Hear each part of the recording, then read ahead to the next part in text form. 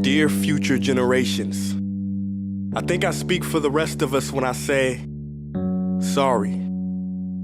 Sorry we left you with our mess of a planet.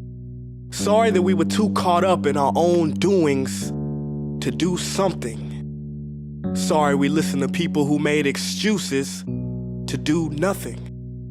I hope you forgive us. We just didn't realize how special the earth was. Like a marriage gone wrong, we didn't know what we had until it was gone. For example, I'm guessing you probably know it as the Amazon desert, right? Well, believe it or not, it was once called the Amazon rainforest, and there were billions of trees there, all of them gorgeous, and... Oh, you don't know much about trees, do you? Well, let me tell you, trees are amazing. I mean, we literally breathe the air they are creating. They clean up our pollution, our carbon. They store and purify water, give us medicine that cures our diseases, food that feeds us, which is why I'm so sorry to tell you that we burn them down. Cut them down with brutal machines, horrific, at a rate of 40 football fields every minute. That's 50% of all the trees in the world gone in the last 100 years. Why? For this. And that wouldn't make me so sad if it weren't so many pictures of leaves on it. You know, when I was a child, I read how the Native Americans had such consideration for the planet that they felt responsible for how they left the land for the next 7 generations. Which brings me great sorrow, because most of us today don't even care about tomorrow.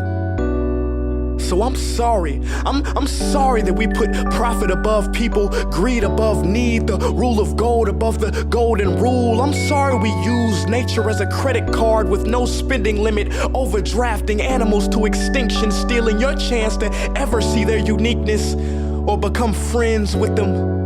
Sorry we poison the ocean so much that you can't even swim in them.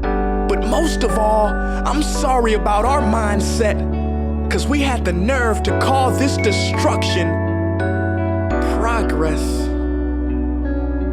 Hey Fox News, if you don't think climate change is a threat, I dare you to interview the thousands of homeless people in Bangladesh. See, while you were in your penthouse nestled, their homes were literally washed away beneath their feet due to rising sea levels. And Sarah Palin, you said that you love the smell of fossil fuels. Well, I urge you to talk to the kids of Beijing who are forced to wear pollution masks just to go to school. See, you can ignore this, but the thing about truth is, it can be denied, not avoided.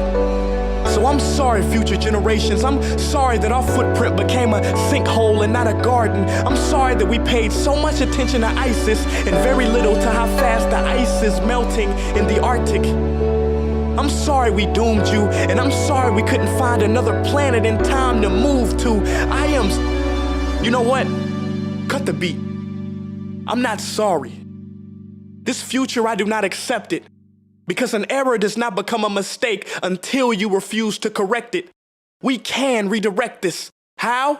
Let me suggest that if a farmer sees a tree that is unhealthy, they don't look at the branches to diagnose it, they look at the root. So like that farmer, we must look at the root, and not to the branches of government, not to the politicians run by corporations. We are the root, we are the foundation. This generation, it is up to us to take care of this planet. It is our only home. We must globally warm our hearts and change the climate of our souls and realize that we are not apart from nature, we are a part of nature. And to betray nature is to betray us. To save nature is to save us. Because whatever you're fighting for, racism or poverty, feminism, gay rights, or any type of equality, it won't matter in the least. Because if we don't all work together to save the environment, we will be equally